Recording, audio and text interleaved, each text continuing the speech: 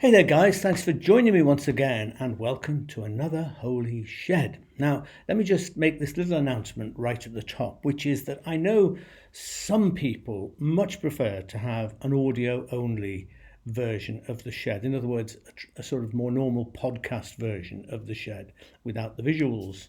It's not that you don't like to see this lovely face, it's just that you like to listen while you're traveling or in the gym or riding to work or doing the ironing or whatever. So I'm going to be doing that now. This series will be the beginning of the podcast version as well as the video, by the way. And I will be posting the audio version on Tuesday instead of Sunday evening. Okay? Visual one is the usual Sunday evening thing. And I'll be putting up notices on Facebook and other social media once it's up there so that you'll know. Okay, and I value any feedback that you have about that. I hope that those of you who prefer that version will enjoy it. Okay, so last time in the shed, we began a new series based around the Post-Evangelical, which was the first book that I wrote, published in 1995. And so let's call it the Holy Shed Lent book, okay? I mean, we started a bit early for Lent, I know, but let's see it that way. And just to say, I know the book is in short supply just now. The publisher do say that it'll be reprinted, but I don't know when.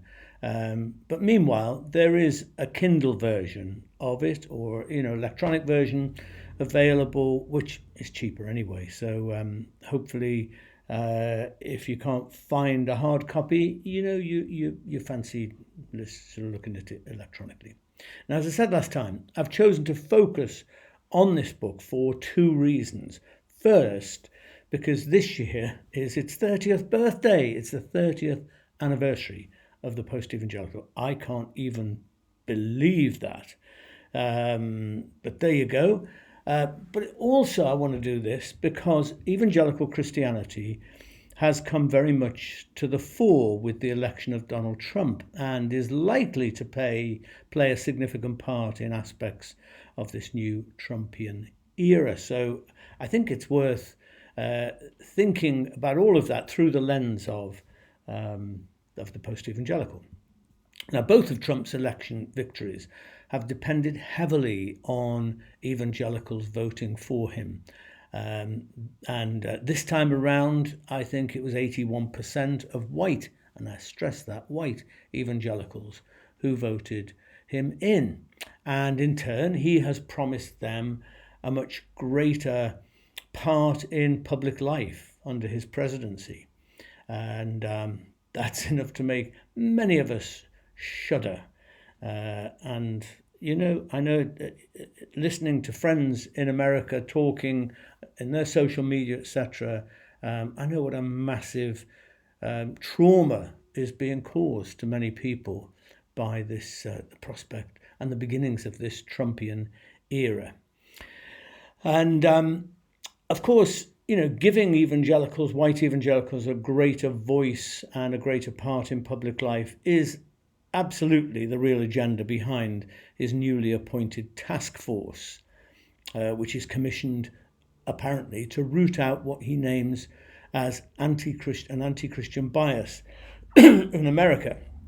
Well, the notion of an anti-Christian bias is, of course, completely ridiculous in a country where 2/3 of the population identify as Christian. I mean, far more mosques and synagogues suffer attacks and abuse than churches, and yet there's no task force to defend them. The reality is that this task force is all about strengthening white evangelical exclusivism in society in America and to harass and disempower people, activities and organizations that are perceived as standing in the way of that agenda and interpreted by many of them as, the devil to be opposed. Over recent decades, America has increasingly created, thankfully, safe space for minority groups, including the LGBTQ community, people of different faith traditions, people of colour, and of course women, in particularly in the sense of women's rights over their own bodies. And the new task force and the new Office of Faith that he set up under Paula White-Cain in the White House is basically likely to make life a lot harder for many of those groups of people. Movement toward a more open, generous-minded, progressive and pluralistic society, I believe, is now under threat and is pejoratively labelled woke, for which read the enemy. Here in Britain, opposition to social progress mostly feels less extreme, but there are people and political movements equally committed to opposing so-called woke causes, to closing down progressive trends here in the UK as well. In the second chapter of the Post-Evangelical, I draw on the writing of one Gilles Capel. I think that's how you say his name. Here he is, this book, which is called The Revenge of God, the resurgence of Islam, Christianity and Judaism in the modern world. The book was written in the early 1990s by Capel, who is a political scientist specializing in Middle Eastern and Islamic politics, but, other areas of religious aspects of society too. And this book, as I say, written in the 1990s, The Revenge of God, I've just found it off my shelf here, actually, this week when I was looking at the Post-Evangelical again. And so I've revisited it and found that it is still really interesting and definitely pertinent. So I've enjoyed reading it and revisiting it this week. Gilles Capel identifies a turning point in the approach to society and politics within the three Abrahamic religions in the mid-1970s. He recognized a shift, for example, in Islam, away from a focus on modernizing Islam in the present world toward Islamizing modernity.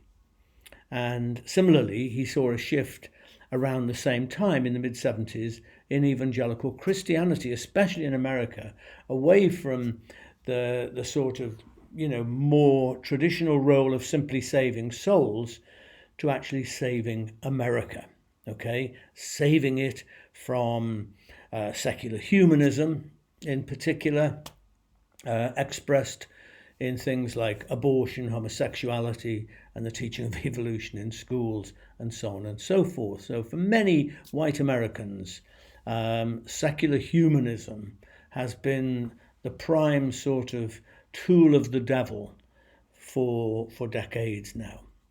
Chapter 2 of the Post-Evangelical traced a similar movement within evangelicalism here in the UK in the 70s and 80s, energised by the charismatic renewal.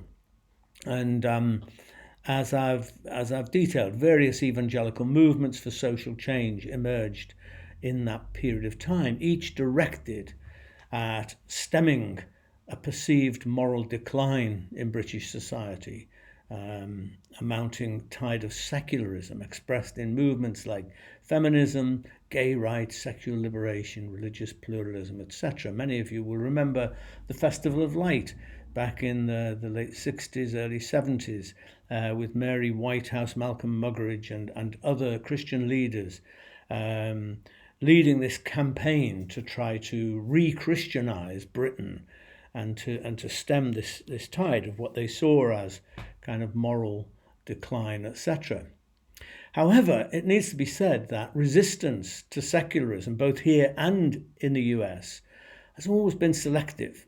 I mean, technology, which is absolutely a product of modernity, right, has been embraced wholeheartedly by evangelicals over the pond and here, and utilised for their own ends. In fact, I think many evangelicals have become incredibly able at using. I mean, it began with televangelists, didn't it? still have them. And but it's gone on to the social media, the whole use of technology and so on, has been adopted pretty much uncritically, really. Whilst the rational and critical outlook, which actually undergirds and which produced technology as we have it today, is viewed in a much darker light. That is viewed as a threat to fundamental Christian beliefs and doctrines and practices. So progress is okay, provided it enhances evangelical possibilities without questioning religious certainties. Once it begins to do that, then it's crossed over into the realm of the satanic, in their view. In their different ways, British, but especially American evangelicals hold like fury to the idea that our countries are intrinsically Christian, right? I mean, despite, especially in this country, but also in America, statistics showing a huge decline in Christian identity on the part of people. So there is this sense embodied in evangelicalism, especially in America. The Christian mission has now a central sort of focus to re-Christianize society at all levels, and where necessary to impose Christian, I put that in quotes, values on people of all faiths and none.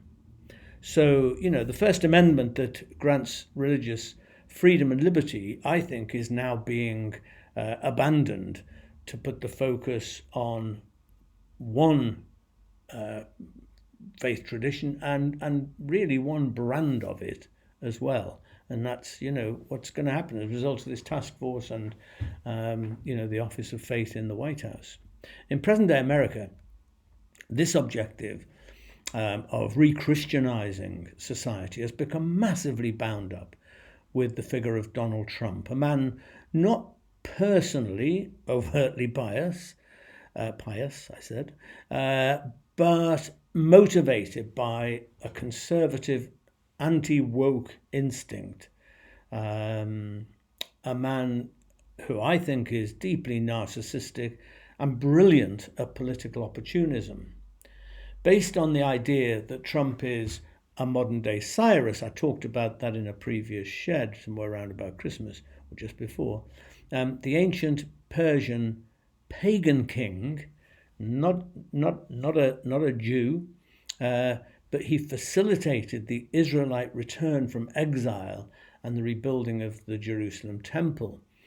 And so Trump is being likened to a modern-day Cyrus, and many white evangelicals imagine that Trump will help to re-Christianize America. This is part of a cycle which Gilles Capel recognized in his book when evangelicals supported Ronald Reagan, who actually was a more obvious evangelical, but they recognized him as a man to restore the fortunes of Christian America. And he was chosen in the electorate, by the electorate, over Jimmy Carter, also an evangelical Christian, but a very different kind of evangelical Christian, a man committed to inclusion and social justice, which was perceived by others as being humanistic and leftist, and so Reagan was the man. Do you know, guys, how I wish to God that it was the Jimmy Carter brand of evangelical faith that was in the ascendancy right now. The difference being between a religion on the one hand focused very much on gaining and asserting power, control and coercion in society, and on the other, a religion divesting itself of power and based on compassion, service, justice and equity. I would like more of that.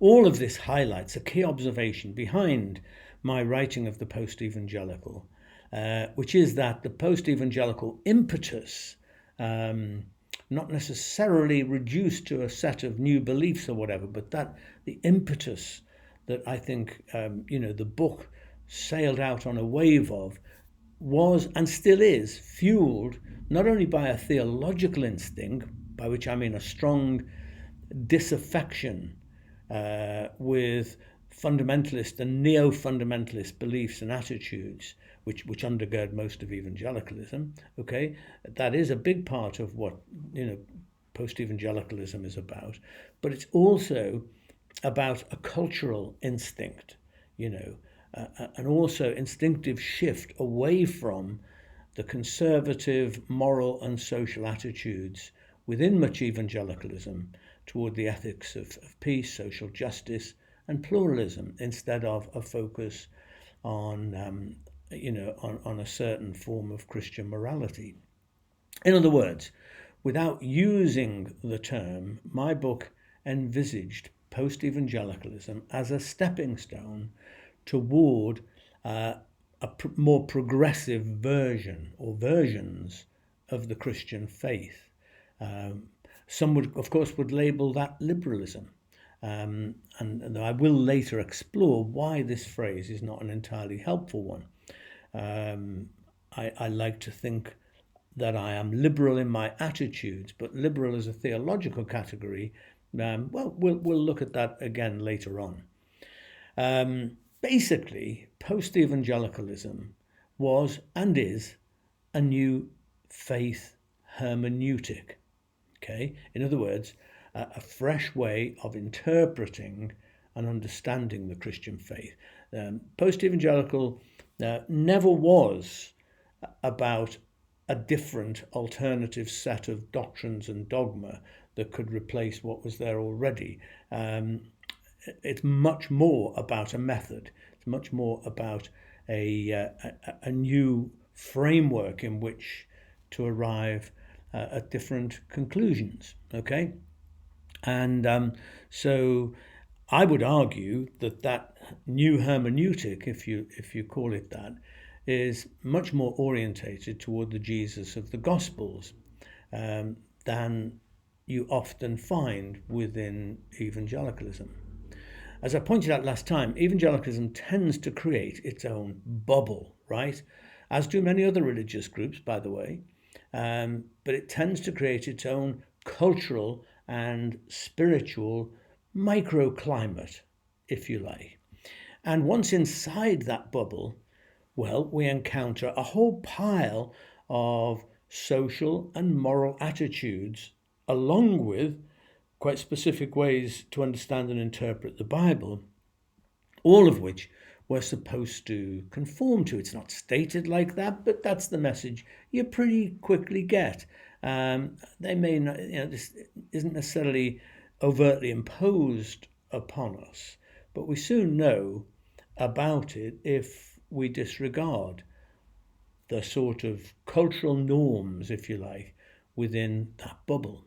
In chapter 3 of the Post-Evangelical, which is called Different Worlds, I use Tony Walter's term cultural religion to describe the whole bunch of rules and regulations which may not be in the Bible at all, but which are frequently read back into the Bible and become almost mandatory if we want to be normalized, if we want to feel fully accepted and comfortable within that particular bubble, cultural religion.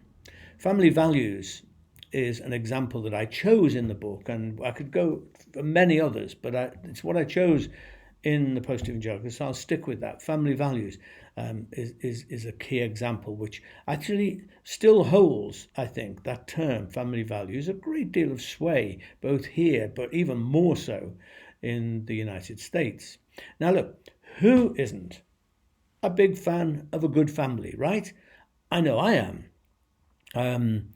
But what is promoted within evangelical Christendom, within that, sort of microclimate I've described, is a particular model of family.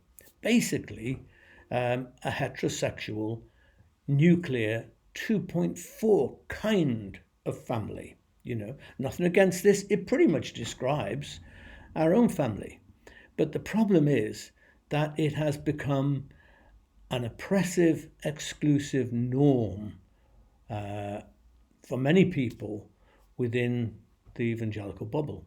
And when this is wedded to a patriarchal notion of male headship, as it often is, and normalized marital and family roles, then family values becomes weaponized against any who cannot or who choose not to conform with that, like LGBTQ marriages, for instance, and relationships, single parent families, single people in general, who I know from being told this over and over and over again over decades now, single people are frequently dumped on by references in sermons and attitudes which assume heterosexual marriage and family is normal, and indeed more than that, divinely appointed or ordained.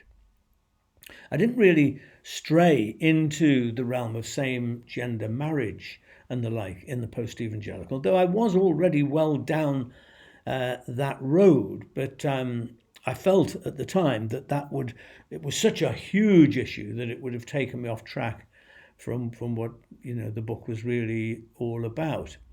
But even then, I could see that same-gender relationships and same-gender parented families and other aspects of what's now known as queer relationships, all of this opened up models of family and marriage and relationship that could be very liberating to all the rest of us too, who didn't necessarily identify with that.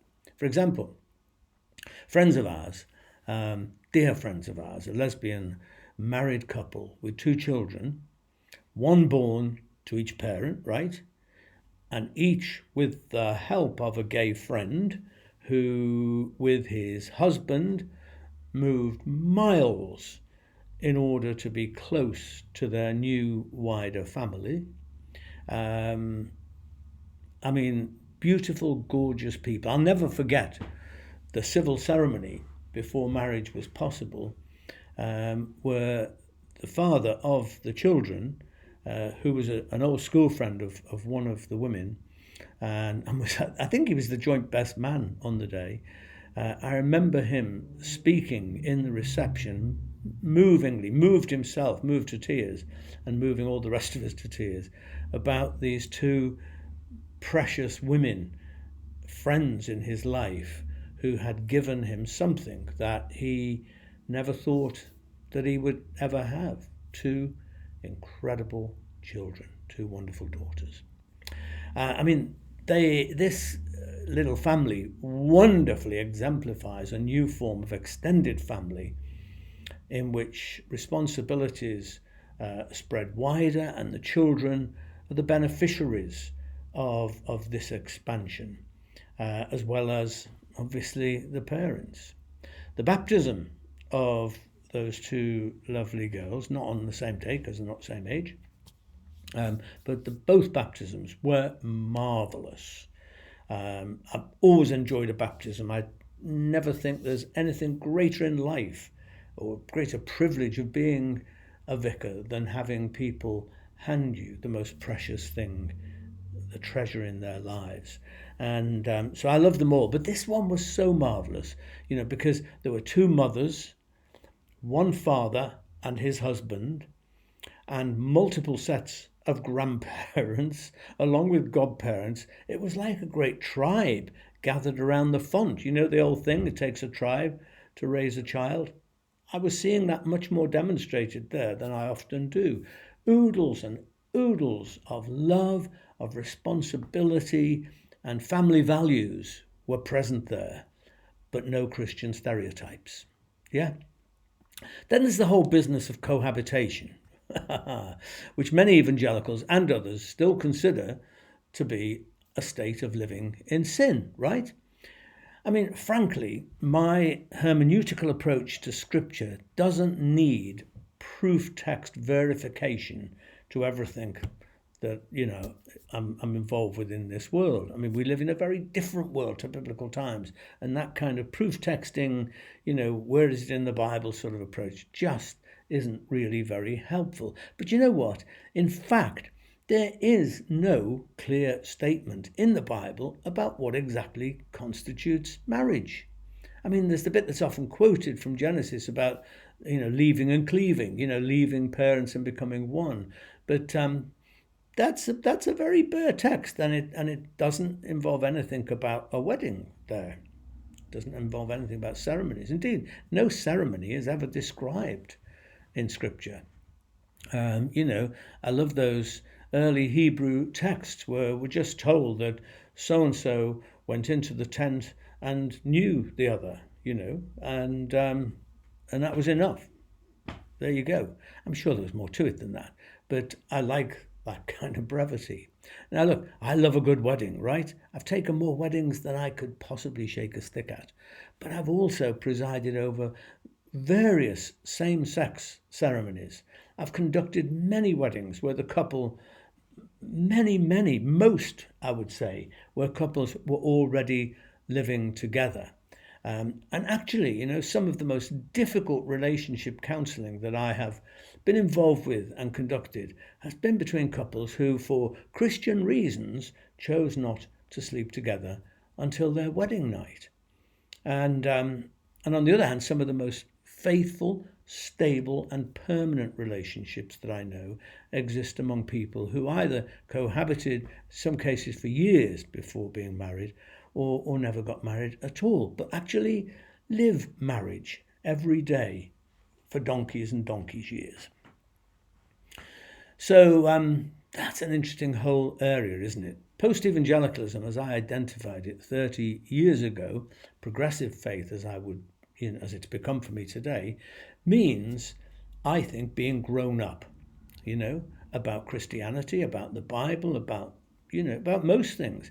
But it also, I think, means being grown up about relationships, not bound by, religious, rigid models, sometimes determined, I say sometimes, and dictated by hypocritical people who teach one thing and live something else. I mean, you would not believe the things that I have heard and seen and been involved with behind the scenes in the lives of some people who hold this outward image of holding up and lauding this particular model of marriage and relationship and everything, and yet something quite different goes on behind the doors.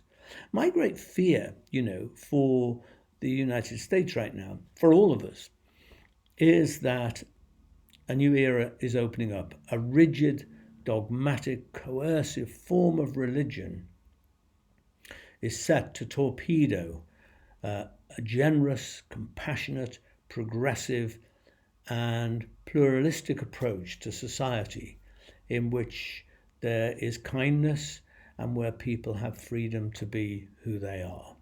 Now, I'm not promoting the kind of world where anything goes. Usually that's what people do. They stick you, so you're saying anything goes. No, I'm not saying anything goes. Some things are utterly abhorrent and unacceptable. And trust me, I've seen plenty of that in the church.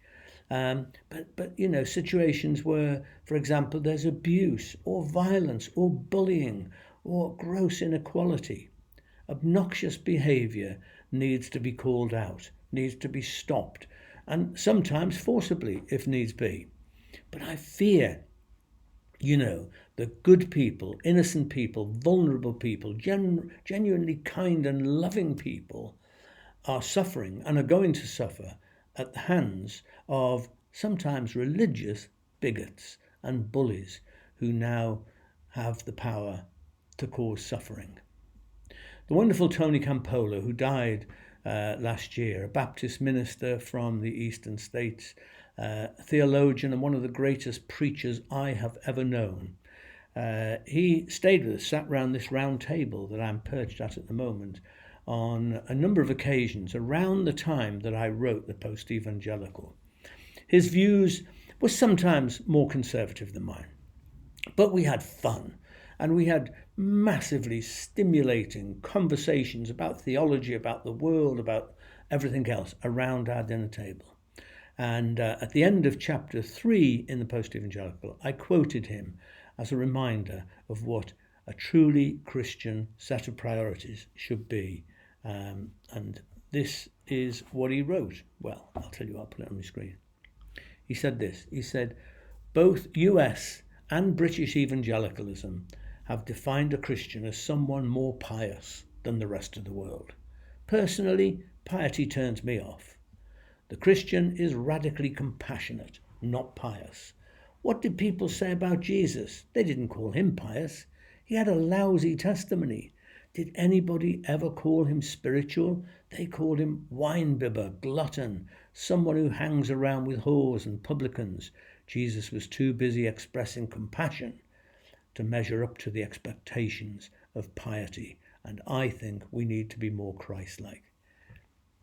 Amen, brother. The problem is, guys, far too many people want a strong, assertive, muscular form of Christianity.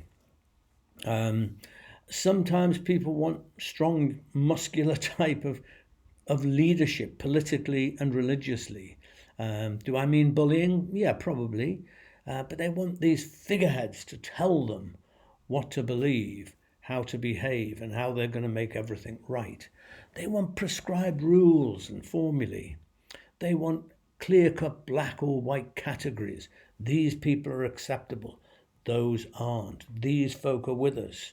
You are not. They don't want to engage in the complicated, messy, real-life versions of existence. They prefer the blunt instrument approach, the uncompromising categories. And the more they are quoted from the Bible, the happier some people are. Well, I've got news for them. Life's complicated.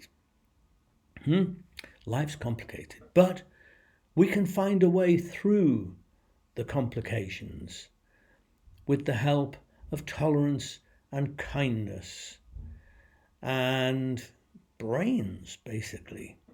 But anyway, that's for next time, not for today. If you get the chance to read chapters 2 and 3, which I've kind of been referencing today, that'd be great. But especially if you can this week, take a look at chapter 4, which is what we're going to get onto next time. And it's all about a more grown-up approach to faith, a more grown-up approach to life. Okay. Here's a prayer. Part 1. Am I woke, dear God? I do hope so, especially if woke means living with compassion, striving toward a world that welcomes strangers, whatever their story, that makes poverty history, that defends the rights of all people, and relishes this incredible planet. I don't think woke is something new or faddish for bleeding liberal hearts like mine. It's the wisdom of old, emblazoned in every tradition. Treat others how you wish to be treated. Love your neighbour as yourself. I mean, just imagine that, I say. It's easy if you try. So, guys, if you have a drink handy, then I invite you to join me just now in a toast. I'm trying to put myself back on the screen. And I don't know if I... No, yeah, anyway, I scribbled out this earlier as part of a toast. Blessed are those who suffer simply for being who they are, who cherish honesty and strive to be as welcoming to others as they hope to be welcomed. May their dreams become reality. Blessed are those who will not stand by while people are subjected to prejudice, hatred and bullying, who place their own comfort, safety and acceptance on the line for the sake of strangers as well as friends. They will never want for true love. Blessed are leaders and politicians who refuse the option of an easy ride, who never pick a fight out of vanity, anger or political necessity, who know that service and sacrifice is their vocation. That power is a gifted privilege for the sake of others. They will know friendship and love, not mere compliance or sycophantic allegiance. Blessed, finally, are those who are simple, but not stupid, who understand the value of life without constant judgment, who cherish difference and celebrate diversity even when it's not to their own taste. They will never want for companions and supporters. They will not die alone. to a world where good and kind people are rewarded, where hatred and discrimination are seen for what it is, and people much more choose the path of love and friendship. To life, l'chaim.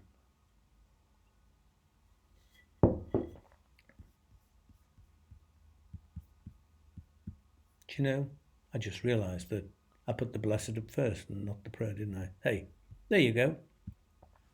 Guys, if you like what I'm doing here in the shed, you can support us. You can buy us a coffee. You just have to follow the the link on the screen here, and it will be at the bottom of the page on the podcast too. And we're very grateful for everyone who supports us like this, and in other ways too, helps us to keep going. And there it is. I think that we've had enough for today, but we'll meet again. Nearly burst into song then, very soon, and we'll continue, especially focusing on chapter 4 of the Post-Evangelical. Have a great week. Be kind to the world. Be kind to yourselves. Stay human. I'll see you soon. Bye.